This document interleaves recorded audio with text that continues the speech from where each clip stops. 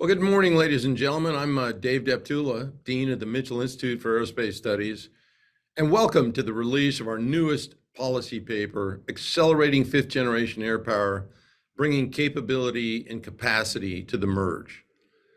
Now, I think as most of you all know, today the United States faces a fighter aircraft modernization crisis that left unchecked will undermine every facet of joint force operations. The challenge is particularly acute in the United States Air Force. Its fighter force has been cut by more than half since the end of the Cold War due to Department of Defense funding the Army and the Navy more than the Air Force for over the past 30 years. Now, given the current threat environment, an undercapitalized and geriatric Air Force puts U.S. defense in an untenable situation. The larger issue is viable joint force power projection. And that relies on what Air Force fighters uniquely bring to the table. The F-35 is crucial for restoring capability and capacity, if bought in the proper quantities, to the Air Force's fighter force, which is now the smallest and the oldest in its entire history. Now, to discuss our new policy paper, we have two of the three authors with us today, Lt Gen Joseph Guastella, former Deputy Chief of Staff for Operations and the Mitchell Institute Senior Fellow, and Mr. Doug Birkey, Mitchell Institute's Executive Director. Now, Eric Gunzinger, the former F-35 Program Manager for Flight Simulation Test and Evaluation, is unable to be here with us today, but we thank him for his invaluable contribution to the project. And we have a real treat for you because I'm pleased to welcome General Jeffrey Harrigian, who recently retired from the Air Force and last served as the commander of U.S. Air Forces in Europe and Africa and commander Allied Air Command. And he was on the job when Russia invaded Ukraine, which affords some incredible insights. Cobra is a combat-proven leader who served in numerous positions, including director of the F-35 Integration Office. He just joined Lockheed Martin, but for the purposes of today, we're engaging with him to focus on his Air Command perspective. So, welcome all. Let's begin with an overview of the paper by its authors. So, over to you, gentlemen. I think I'll kick things off with the first slide titled A Collision Course. You know, and if everyone can envision two freight trains coming at each other. One freight train represents the demands on air power, the U.S. Air Force coming from around the globe, demands that come from the Middle East, demands that come from homeland defense, demands that come from an aggressive China out in the Pacific, and also the demands from the first war in Europe that we've had in decades. All of those global demands are real, they're increasing, and that train is picking up speed. So coming the other direction is what General Deptula mentioned, which is a geriatric, rapidly declining, relevant fighter force. We have hemorrhaged 50% of our fighter force structure in the last 30 years. The average age, 41, 38, 32 years respectively. Even the new Strike Eagles are 30 years old. And do we have a plan to fix it? Well, no. The Air Force is currently retiring 800 fighters over the fight up. We're only buying 345. So the collision that will happen is the demand of the globe. It's not going away. And the inadequacy of the Air Force's fighter force structure is going to create a significant problem if this is not addressed. And so we're glad to share this report with you. Slide. And so why Air Force, why do fighters matter? Well, you know, maybe obvious to some, but like General Deptula said, they underpin the key combatant command functions around the world. They are the most versatile part of the combat air forces, of the joint force, because they provide deterrence to deter bad actors, but they also provide that war-winning power, the ability to strike the vast majority of targets, air targets and surface targets in any campaign. They're quick to get there and they're flexible. And the missions are critical for the nation. Air superiority, that's something that is top on the list, something that oftentimes our nation takes for granted because we haven't really been tested in that area in a long time. We also strike targets. That's what fighters do. They strike targets deep. They strike targets close in. They do close air support, something we have done a lot of recently in the Middle East. But a lot of the other mission sets we haven't gotten after. So who else flies fighters? Well, yes, the Navy and the Marine Corps have fighters, but remember, their number one mission is to take care of Navy and Marine missions first. Only when they have excess air power do they offer it to the Joint Force Commander to apply to the joint campaign. So you have the Air Force covering the vast majority of the mission sets in the air campaign. And when you have an aging fleet, when you have a geriatric fleet, when you have a fleet that's too small, that's insufficient, we're going to have a big problem going forward. Next slide, please. Thanks. So, to understand today's Air Force, you need to look to the early 1970s. Lessons learned from the air war over Vietnam drove the service to develop a whole new range of fighters, the A-10, the F-15, the F-16. And added to it, we were seeing severe losses against Soviet-built air defense systems. I mean, consider that in Linebacker 2, the Air Force lost 15 B-52s in 12 days. A few months later, during the Yom Kippur War, the Israeli Air Force lost 102 aircraft out of 390 in less than a month. So that drove the Air Force to innovate stealth to boost survivability. And we saw this pay off dramatically in Desert Storm. On the opening night, 20 F-117s attacked 28 separate targets in some of the most heavily defended airspace in the world. And they all came back safe and headed out again the next night. And this really highlighted the efficiency and effectiveness empowered by survivability and precision strikes. So, you compare that to the opening night with the F-117 numbers to what we saw with non-stealth types, where it took 41 aircraft to attack one target, 8 drop bombs, the rest tried to keep the force package alive. So by the end of the war, F-117s had flown 2% of sorties, but hit 40% of the targets. And that's exactly why the Air Force is determined to replace its 4th generation fighters with a new stealthy information dominant set of aircraft in the form of the F-22 and F-35. But the problem is we never realized that goal. And there are a lot of reasons for it, but it's largely budget driven. But the Air Force only bought 187 F-22s, a fraction of the requirement, and F-35s have never hit planned production rates. Slide, please. So you can see this problem through this Congressional Budget Office chart. During the 80s, the Air Force bought nearly 200 fighters per year. Then buys fell off a cliff, and we barely refreshed the force for decades. And the Reagan buildup era fighters are closing in on 40 years old, and they're increasingly structurally exhausted.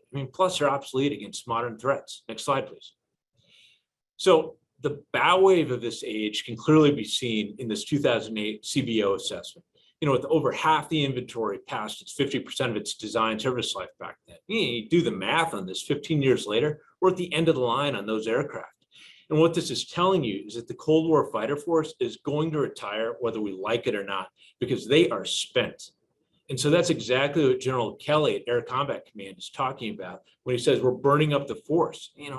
There's nothing left. It's going to fall off here.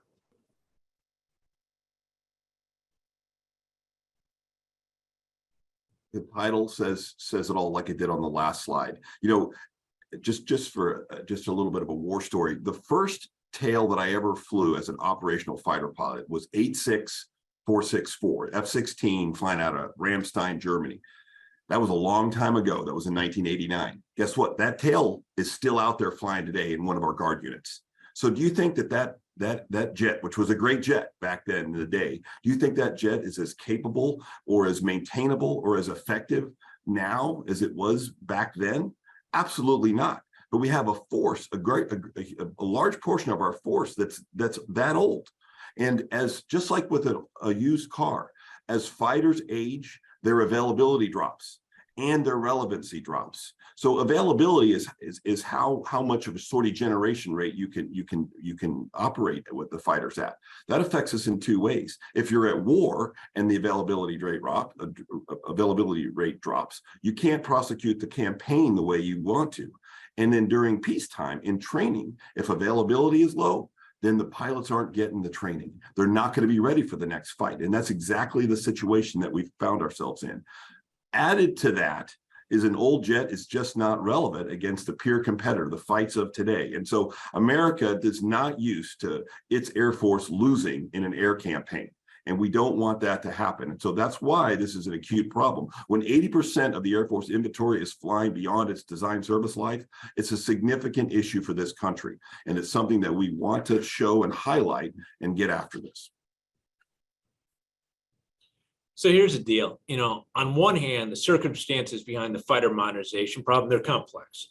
But on the other hand, it's really simple. At the end of the day, it all comes down to money. So when you take out the pass-through, which is funding buried in the Air Force budget, but goes to other places in the national security enterprise, the Air Force is resourced well below the other services. And that's robbed it of the ability to modernize. It's why it keeps getting smaller and older despite surging demand. And since 2002, the Army has received $1.3 trillion more than the Air Force. The Navy is over the Air Force by $900 billion in the same period of time. In the past year I mentioned, it's enough to buy 400 F-35s every single year. So let's catch up on some more recent history. In 2009, when the F-22 was canceled, the Air Force absorbed significant risk in the fighter portfolio. Secretary of Defense Gates decided to double down on the F-35. He outlined a plan to procure 80 F-35s per year for the Air Force, which would have completed its total buy by 2034, but we never hit the numbers. That's why in 2020, the Air Force only had 272 F-35s, not the 750 it was supposed to have. Resetting the total force takes time, and that's something we don't have, given right now all the global threats and all that. And this just isn't an Air Force problem, because the rest of the team, joint team, isn't viable without enough Air Force fighters in the mix. It's a keystone capability, and anyone doubting this needs to take a trip to Ukraine right now.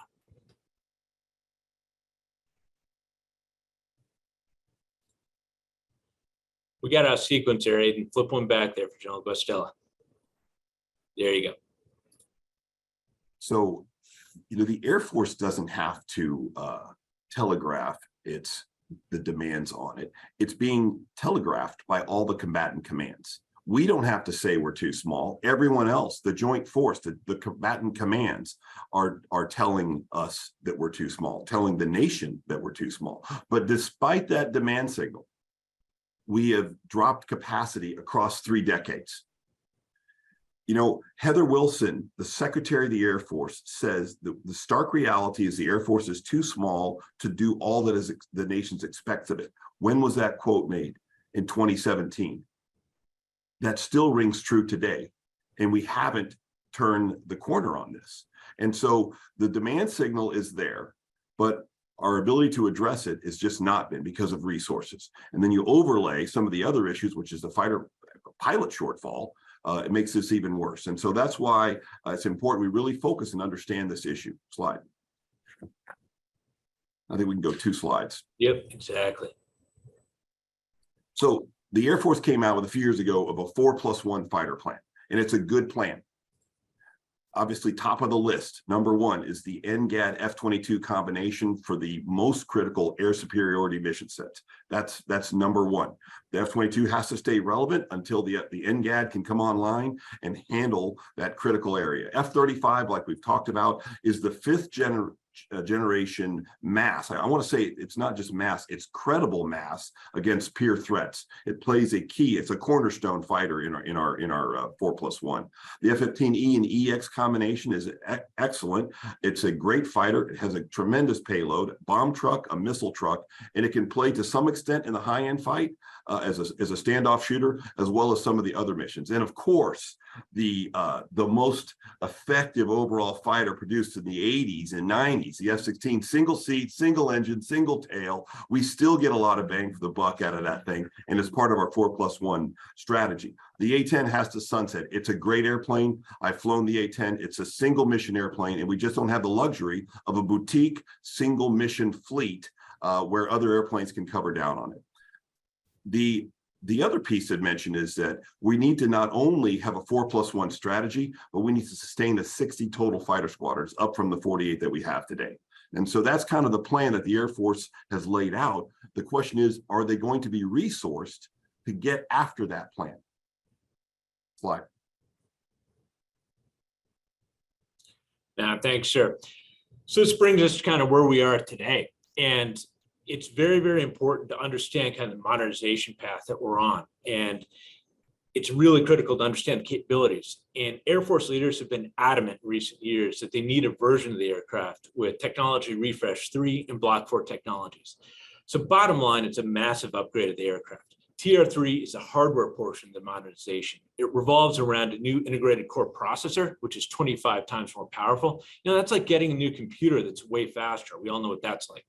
While its capability was delayed, the jets coming off the line today have it installed now. And this is incredibly significant because it allows subsequent updates to occur pretty easily because it's mainly about software. And the Air Force does plan on updating about, over 300 existing F-35s with this technology, which is obviously not simple, but it's workable. Next slide, please. Okay, the other half of this equation, it's called Block 4. And it mainly consists of software with some limited hardware insertions. And it's not one block of upgrades, but it's a rolling set of capability insertions that's going to occur over the next several years. And bottom line, with the TR-3 processor installed in the lead tranche of Block 4 software and route, the aircraft it's really past the key thresholds to ramp production. And so this is really, really important. I can't emphasize this enough because it means any dollar the Hill directs to the F-35 program from this point forward for procurement, it's buying a TR-3 Block 4 aircraft. Now, it's also why the engine is in the news a lot right now, because TR-3 and Block 4, they demand a lot more power and cooling, so an upgrade is important on this front. Slide, please. So if we talk about specific capabilities here, this is complex stuff, but we try to break it down into major categories. So first, advanced radar. It's all about sensing the battle space, knowing where and when to engage to best net effects while also avoiding undue risk. The new radar is more powerful by a factor of 2. It's more reliable, and it is better target identification, especially in the air-to-ground mode. It also has better standoff electronic attack capabilities, which are key for threat suppression and engaging SAMs at greater range. Now, passive sensing, and again, it all comes down to empowering the pilot with superior knowledge of the battle space. And passive sensing is important because active signals like radar can be detected, tracked, and targeted. Passive sensors gather data, but they're harder to detect because they don't emit energy in the same way. Improved target tracking, this is especially important for mobile threats. It all ties to the electrical optical targeting system, and it's used for both surface and air targets day or night. Cockpit display. Look, this thing is all about making sense of increased volume of information, not drowning in data. You just look how the F-35 alone has grown in the years in service. The amount of data flowing into this jet is off the charts. Nothing has ever been on this level, so you have to make sense of it. It's very important. Expanded weapons capabilities. TR-3 and Block 4 jets field 16 new weapons, plus several move from external carriage positions to inside the weapons bay. And it's a really big deal for maintaining stealth. And there's greater internal storage too. So this means types like the AMRAAM increase from 4 to 6 in the internal bays.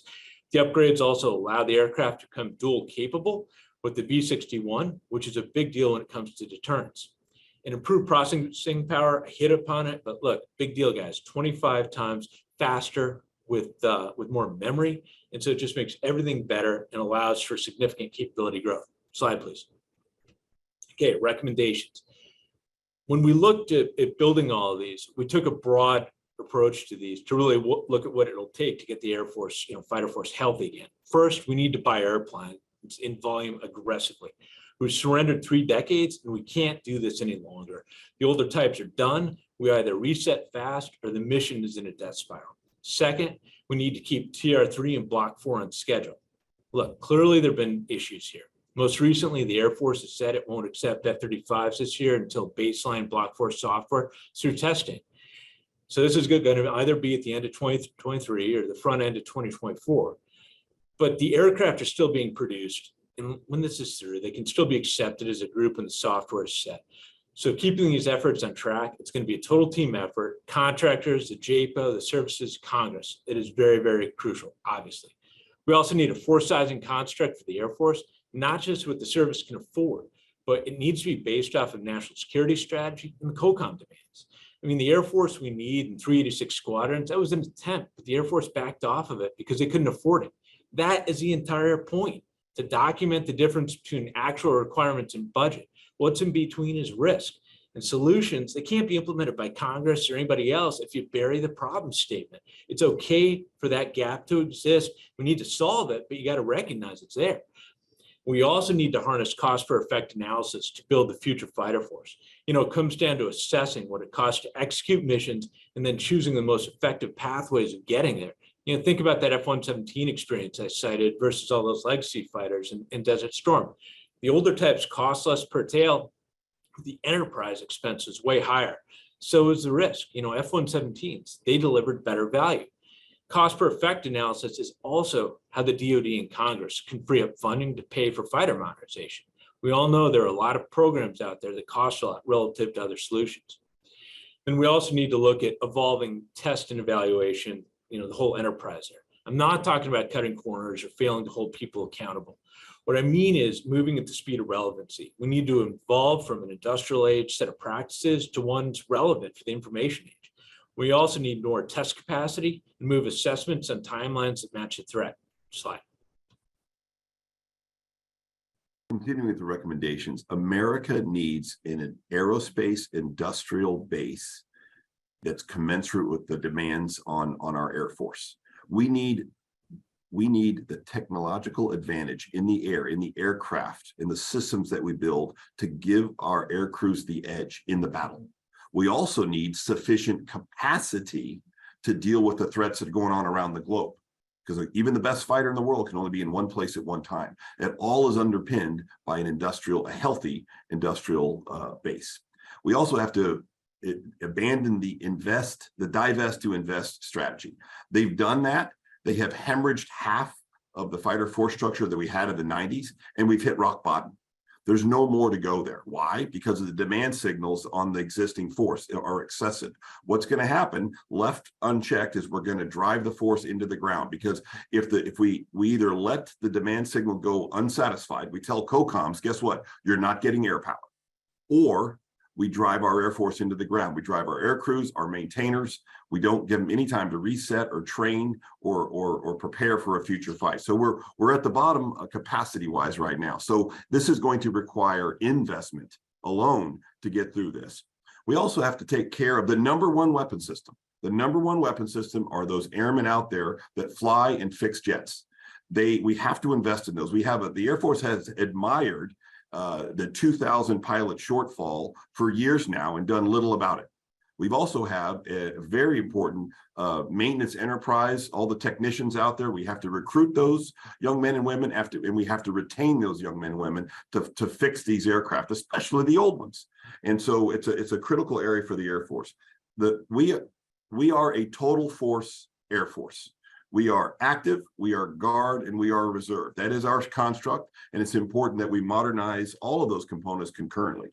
And then lastly, we have to scale production for increased allied bias. The Ukrainian conflict definitely turned on the light bulb for a lot of the NATO countries, and they are buying F-35s and they're buying other assets to make them prepared against the Russian aggression. We have to ensure that our industrial base can answer that demand. By the way, F-35 is a 5th-gen aircraft. It also needs 5th-gen munitions to be effective, and we have to have the production to be able to handle those. Slide. So we've identified the demand pretty clearly as a team here. We've identified the problem, the fighter force structure, and the fact that it's going to collapse if it's left unchecked. 72 a year is the minimum new fighters the Air Force needs to buy. And by the way, it can't be just a year or two this happens. This has to be sustained. The number really should be higher. Additionally, the F-35, though, remember, that is the cornerstone of all of this, and the F-35 has to be modernized to be relevant in the fight that it's going to face. It's a key piece, and it also has to be modernized. We are in a new era for air power, where we are out of the land-centric campaigns of the Middle East in the last 20 years, and it's an era of air and space power relevance that we haven't been in a long time. We have to realize this, we have to realize the state of the Air Force, and we have to get after the investments, especially in the fighter fleet. Thank you. Okay, well, Gus and Doug, awesome work. Thanks so much for what you put into making this paper a reality. Now, Cobra, I'd like to offer you the opportunity to share some of your perspectives before we jump into questions. So you've got the stick. Okay, thanks, General Joseph. And again, appreciate the opportunity to be with everybody today. First, hats off to the team for pulling the paper and the report together. I think it's critically important that we remind ourselves of the facts. This is not conjecture. This is, not based on somebody's gut feeling. These are the facts over the course of time that are critically important to remind ourselves not only how we got here, but some of the decisions that led to it. So I think as with any problem, first is we've got to acknowledge across the department that we've got a problem here, and that we can no longer admire it. And as the report rightly points out, we've got to make some tough decisions. And I think that starts with, the Russian example with respect to what happened in terms of their inability to gain air superiority. Should be a reminder for all of us that that's job one for the joint force. Job one for the joint force.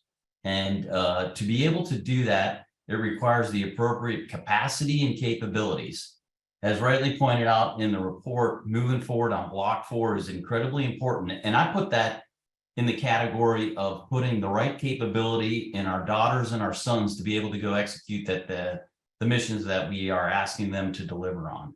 Further, as you look broadly across the joint force requirements when it comes to plans, whether that be deterrent plans or those required to execute operations, it is clear that we do not have the capacity required to meet those requirements. And we can get into that more as we go through this, but acknowledging that up front is going to require across the department tough decisions. And tough decisions means getting back into the budget and relooking the way that those dollars are allocated across the joint force. And I would argue we no longer have time to view those through the lens of, hey, we're going to build in a longer period of time because we know that we have the availability of time on our favor. Time is not on our favor. And I think collectively, the leaders across the force understand that. So now we got to make those tough decisions. So no longer available to think our way through this. We've got to put the money in the right place and move out on the production and capabilities that you all address here. So thanks for the chance to be on the net with y'all. Hey, thanks very much for that, Cobra. Let's jump into a couple of questions. In both your and Gus's past jobs, you both had to juggle fighter capacity challenges.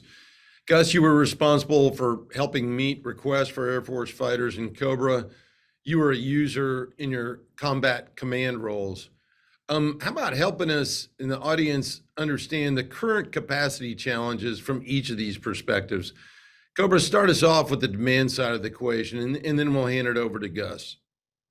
Yeah, thanks. As we highlighted, I think it's first important to remember the adversary gets a vote, right? So, we can have a plan, and as all of us on the net here have lived, you're going to make a plan, and then you're going to have to react to how the adversary delivers in the environment. And so I can share with you both from the ASCENT perspective, where as many of us remember back in the 2016, 2018 timeframe, we had Russians flying, we had Syrians, Iranians, civilian aircraft, and the demand signal, frankly, for the capabilities that I needed were challenging, as Gus will highlight, from the supply perspective, and that I had to be really thoughtful about the numbers and types of capabilities I needed. Largely in General Deptula, I put this in the category of how we best managed risk for the joint force and for our airmen that were being asked to deploy those missions. So that demand signal never really dropped. I mean, I can tell you that I had to continually go back to the leadership in the Air Force and say, hey, here's the scenario. I understand this is part of the problem that big Air Force is facing, but from the position that I sat in terms of what I needed to deliver to the Joint Force Commander, those were the capabilities I needed to have. Now, the same thing very much applied as I got to safety and looked at what we had in theater from a deterrent perspective, what the plans called for, and then the timelines associated with delivering those capabilities relative to the plan. And as we can all imagine, there is risk associated with that in terms of what did we expect for indications of warning, what were those timelines going to allow us to do. And then at the end of the day, as we viewed the Russian activity, I can tell you the first capability on my list that I wanted was F-35s to drive down the risk to the combatant command and broadly to the nation, probably more importantly, such that we didn't become caught in a situation where we instigated the fight. So that demand signal has not changed, and I would argue is not going to change for the foreseeable future. So the Cobra Shack, by the way, from my perspective, the way I like to present to the audience a little bit is thinking about risk to mission versus risk to force. So in other words, are you going to put at risk the objectives of the combatant commanders, of the aspirations of our nation, or are you going to put at risk and break the force that we have? And that's the tension that exists because the Air Force is so small. So right now, as General Harrigian stated, there's demands from UCOM. There's demands from Indo-PACOM. Admiral Aquilino has demands. There's demands from CENTCOM still. There's demands from Homeland Defense, from General Van Herk. That is, those demands represent, if they're not satisfied, represent risk to the mission. So what happens a lot of times in the tank, in the Pentagon, is they go, oh, combatant commander, he puts forward a requirement for fighters. They look at the Air Force and go, Air Force, fulfill it. They don't ever look at the combatant commander and say, nah, that's not really a valid requirement. They tell the Air Force to fulfill the requirement, which has driven risk to the force, because what happens is you burn up the force. The force is either deployed, either they're resetting, or they're on deck to go. And so you'll drive the deploy to dwell ratio into the ground. You'll burn out your airmen. You'll burn out the pilots, you'll burn out the air crews, and you're burning out the jets. But there's one more part to risk to force. If all you do is deploy to satisfy combatant command needs, you're never home long enough to really train to the high-end fight. That training requires good exercises. Let's think of a red flag. It requires high-end simulation events. It requires what we call white space to get after the readiness that you need for the high-end fight. And oh, by the way, you have to have the flying hours. The aircrew have to get out there and be able to fly. So all of those things that I just said on the force side are in a bad condition. And so when you have insatiable demand that the Pentagon tends to answer and fulfills it, all it does is deplete the Air Force. It depletes it in the short term, which is going to cause a catastrophe in the long term. Thanks very much for that, Gus, and both of you. Cobra, back to you. You were the air commander during Operation Inherent Resolve when we were conducting combat operations. At the same time, the Russian forces were also engaged in Syria. Can you walk us why 5th-gen technology is so important? Yeah, thanks for that. First thing that I think was really helpful, and I don't mean this in a flippant way, but having had the opportunity to actually fly F-22s and then see how we were operating them in combat, gave me a upfront view of how we were able to make the joint force better. And when I say that, we had significant numbers of troops on the ground. We had both naval capabilities supporting us, and at the same time, we had a myriad of enablers from MQ-9s to AWACS, et cetera, et cetera.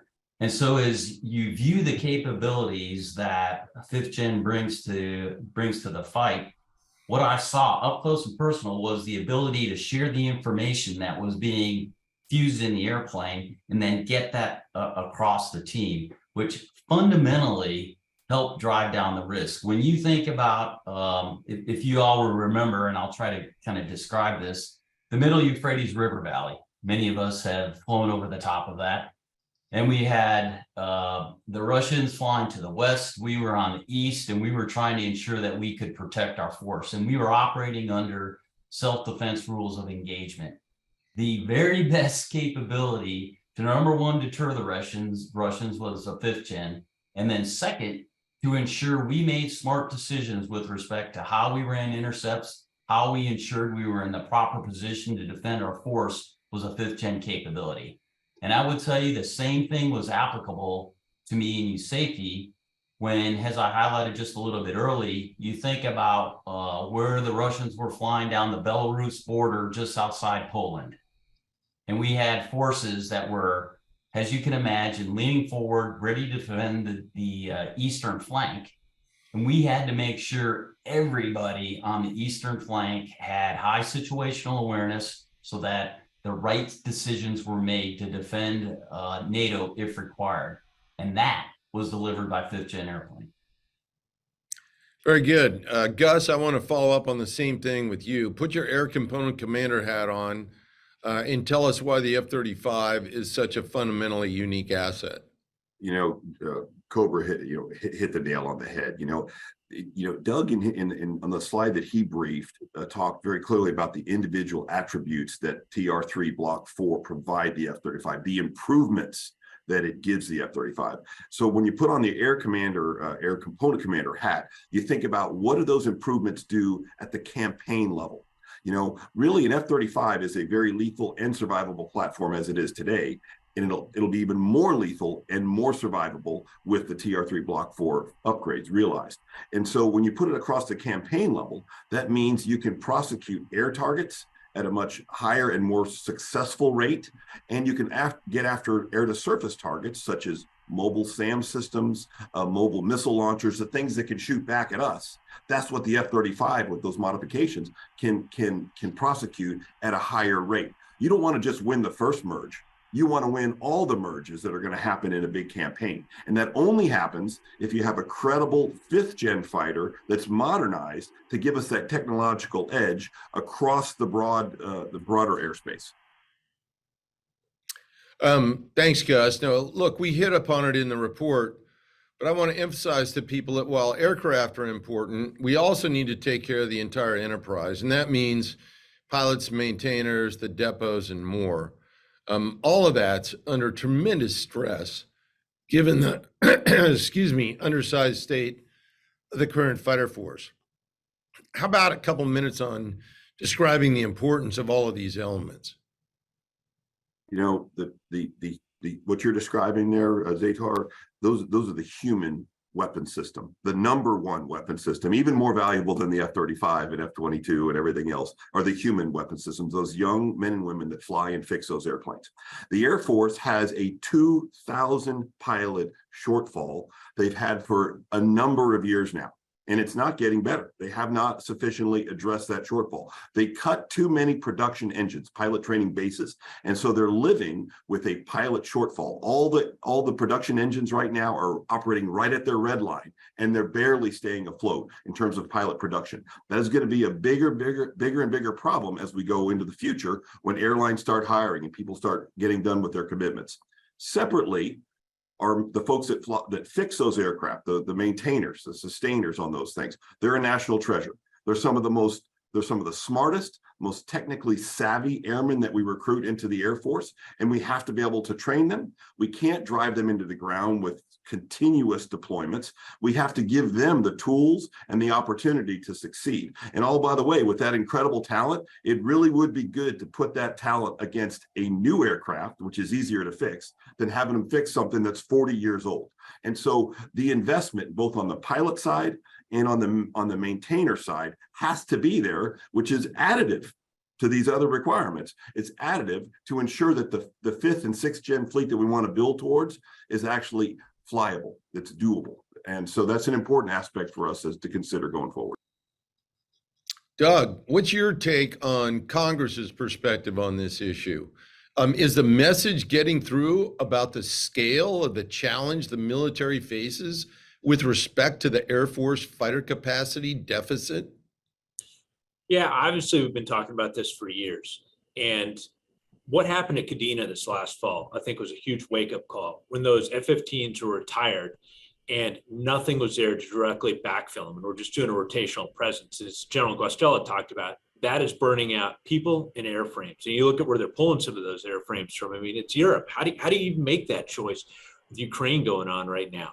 And yet we have to. And so if you look at report language just came through with both the HASC and the SASC with markup over this last week or so, there is direct attention focused on this. I think there's also an increasing voice with the Air Guard coming online saying that, look, Kadena just happened, but the Air Guard units are the next one that are going to be in line here. And so we've got to get after this. There's a challenge on, that's why we had the recommendation on industrial based capacity. We have to have the ability to surge, to build at higher rates. And when you factor the budget caps that just went in, that is going to be very, very difficult. And so if we have to solve this out of high, DoD has to get really serious about that cost per effect assessment, where you're going to get biggest bang for the buck. There are certain keystone capabilities in the entire DoD force that if you do not have that, nothing else works. Fighters are one of those things. Nothing else works. Land, sea, space, whatever, if you cannot control the sky and execute the other missions. I think they get that.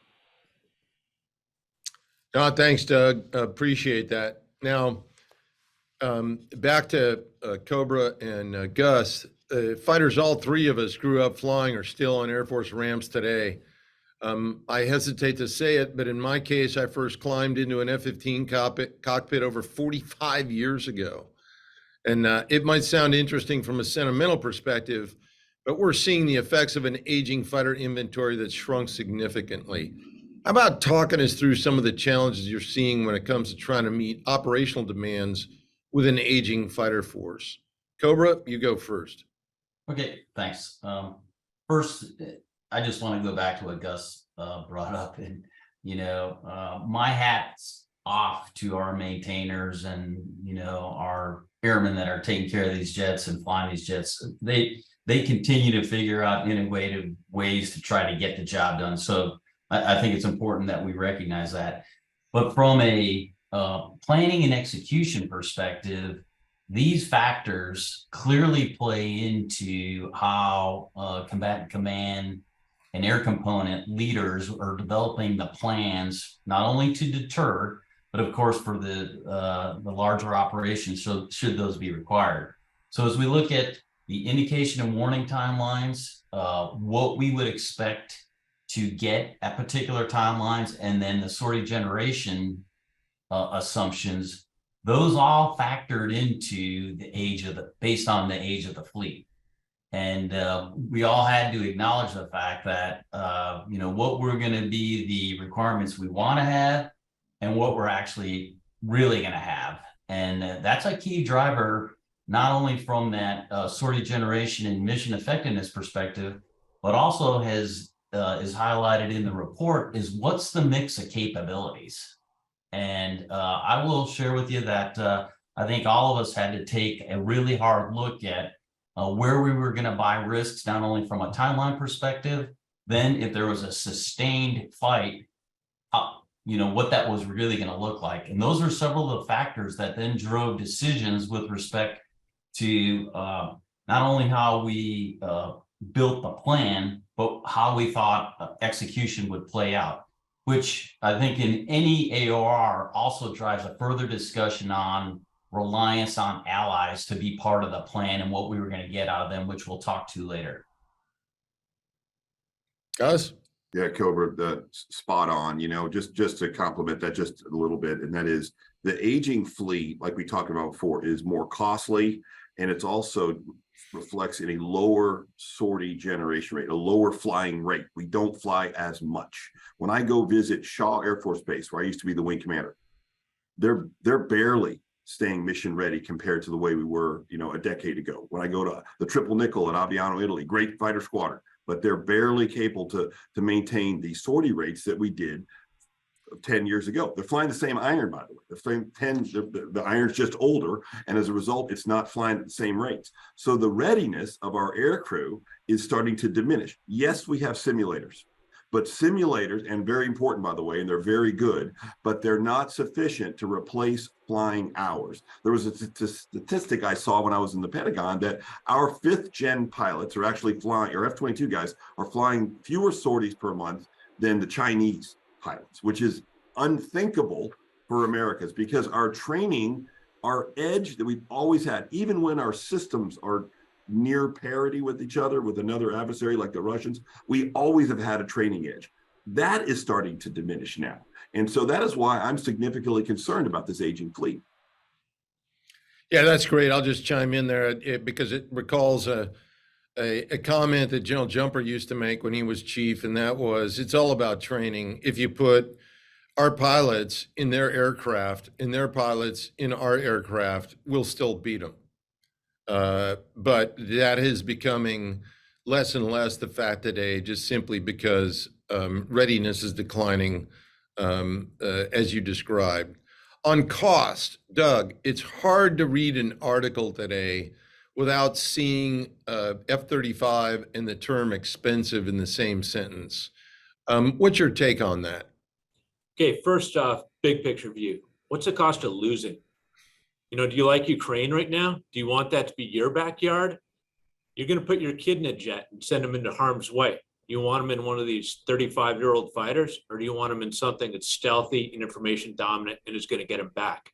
The pilot enterprise is so tight right now that we do not have the ability to sustain any attrition.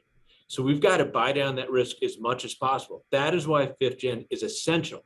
And so if you look at these enterprise costs and all that, again, that F-117 example, what was more expensive there? It was the older stuff. Theoretically, it was cheaper by a tail.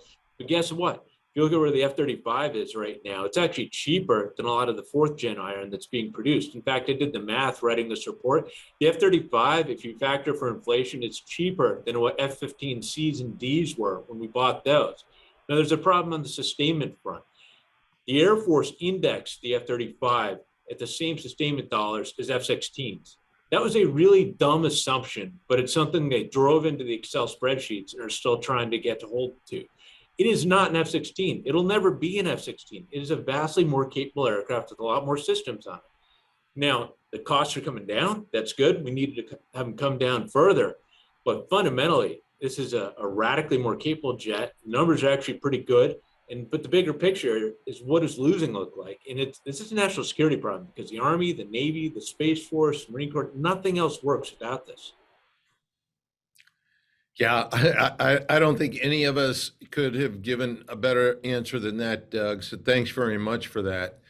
And gentlemen, I tell you what, I want to leave some time for audience questions and answers. So we'll wrap it up for this segment. Thanks very much for your comments. For the rest of you, you all know the drill by now. I'll call on you if you raise your hand using the raise hand function.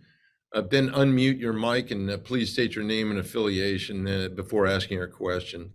And we do have some questions already using the Q&A function, so please feel free to use that. So I think we'll kick this off by calling first on John Turpak. John, go ahead. Good morning. Thanks very much. Two questions, and if everybody could please chime in. For better or worse, Congress is going to view this as a zero-sum game. So if you could triage the top 3 or 4 things out of all the asks you've got on this report, and there are a lot of them, what do you put up at the top? Is it NGAD? Is it more F-35s? Is it more flying hours?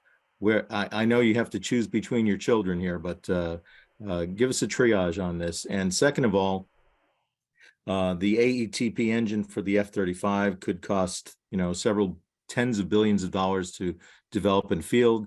Would you rather have that, or would you rather have more F-35 squadrons, or more money for NGAD, or how would you make those choices? Thank you. Yeah, okay, I'm going to jump in there first, John, and answer your first question. And the answer to your first question is to stop committing,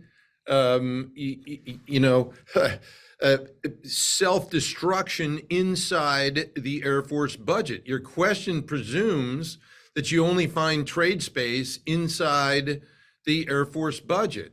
And for too long now, I said that right up front. Let me say it again. For 31 years in a row, the Air Force has been funded less than the Army and the Navy.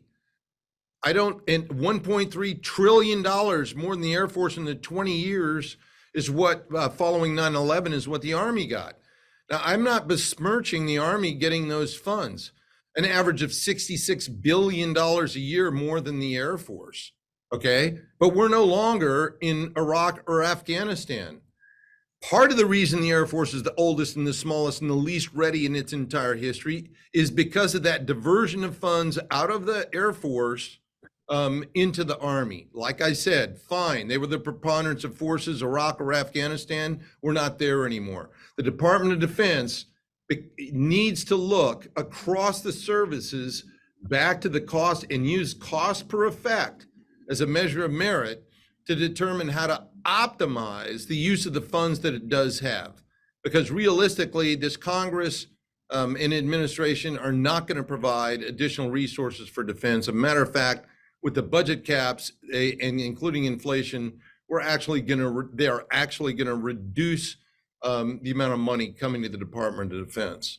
There's my answer to that one. You know, why in God's name are we spending billions of dollars on surface-to-surface hypersonic weapons that cost $55 to $60 million a shot?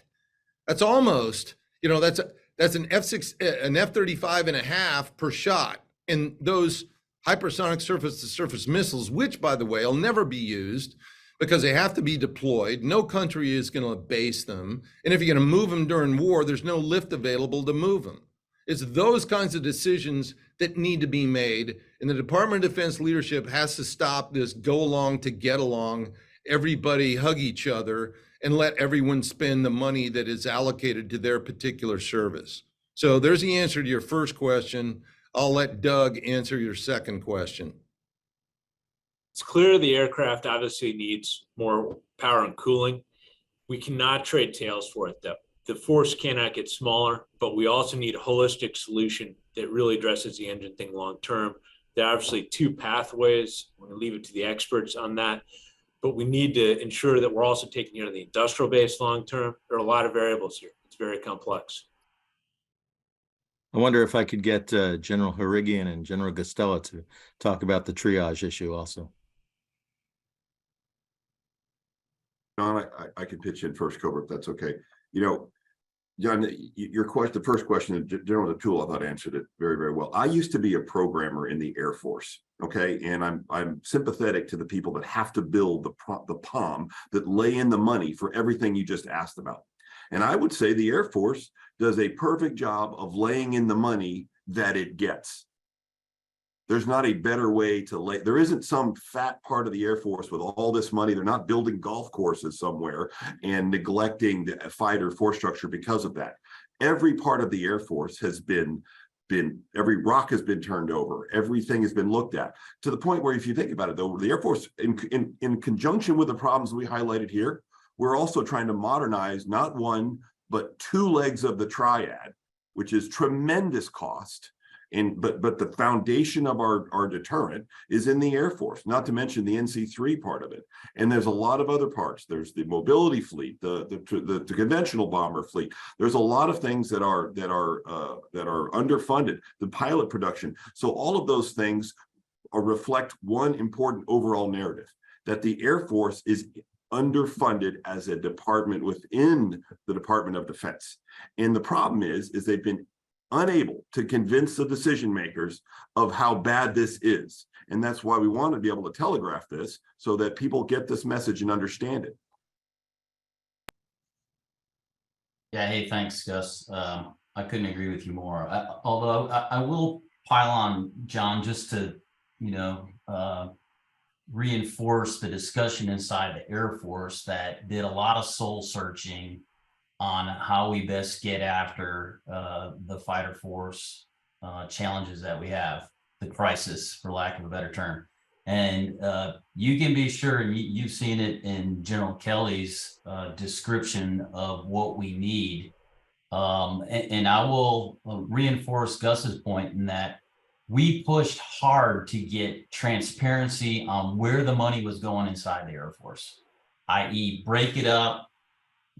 We need to look outside just the fighter portfolio, because I think much like General Joseph points out, even inside the Air Force, we would kind of look inside the fighter money and see where we could move it around. And what Gus is saying is like, hey, we need to open the aperture and look across the entire Air Force. And you start doing that, and based on sustainment and a lot of these big bills, we go that there's no other money there, which drives you back to the department level to go, okay, you got to help us fix this. And that includes going back to Congress. So that's where the lift needs to happen, in my opinion. Okay, thank you very much. Okay, let's open up the mic to William Thosnia.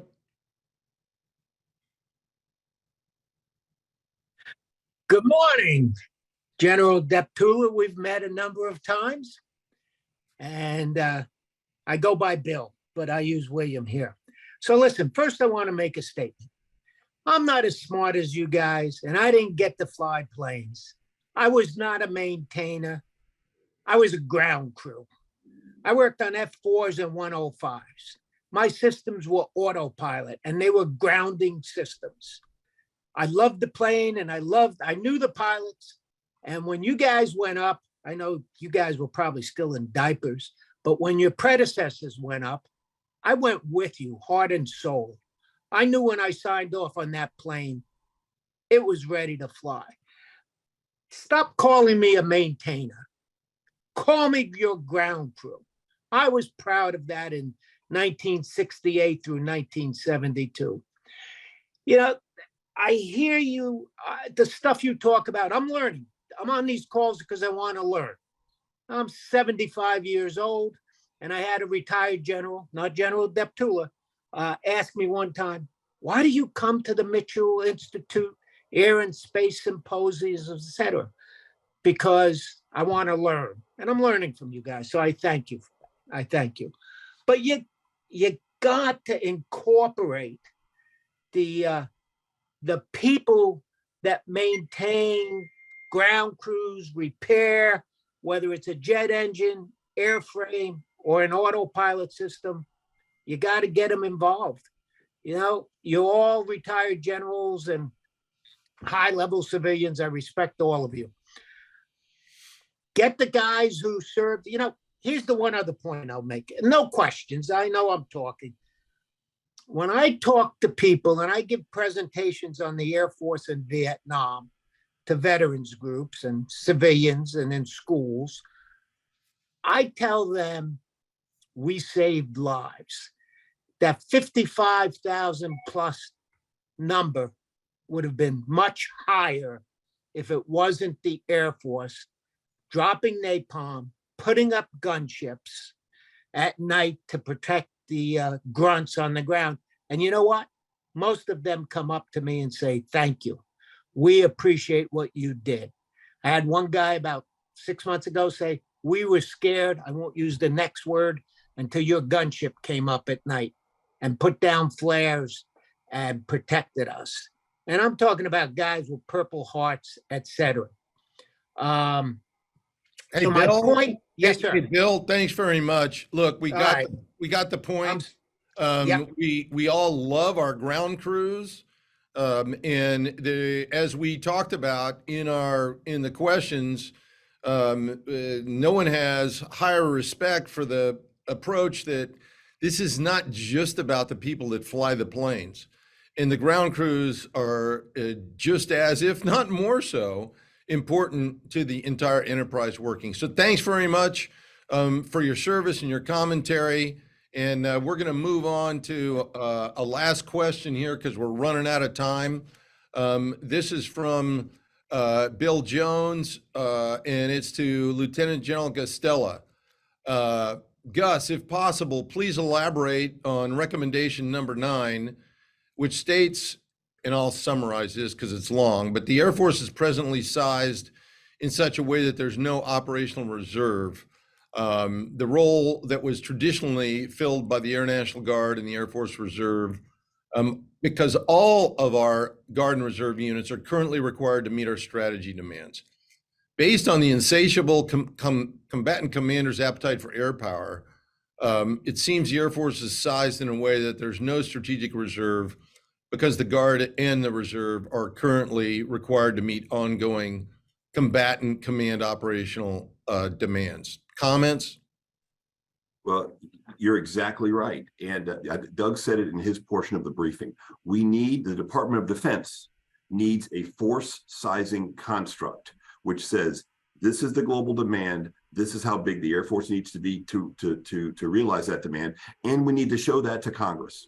Even though the funding may not generate that size of the force that we get, we still should show the objective values of how many jets, how many fighter squadrons, how many bombers, how many tankers we need to realize the ambitions of the national defense strategy.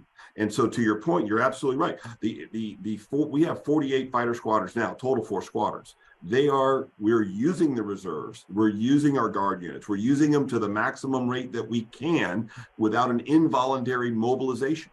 And so all of these things come together to advertise our significant issue, but we need to telegraph this. We need a force sizing construct. Okay, thanks very much. One more real quick answer from someone we all know well, and that's Walt Buchanan, who asks, is it time to disband the JPO and let the services manage their own F-35 fleets?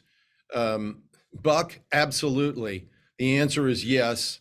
That's a position the Mitchell Institute has backed for several years now. And in fact, the JPO is on target to be disbanded. Not soon enough. It was over a 5-year period, so it'll go away shortly. All right, ladies and gentlemen, we've come to the end of this rollout. Gus and Doug, thanks so much again for an outstanding research effort. And Cobra, as always, thanks for adding your valuable insights. By the way, to all the papers now available on our website at mitchellaerospacepower.org, so please go and check it out. And to our audience, from all of us here at the Mitchell Institute, have a great air and space power kind of day. Out here.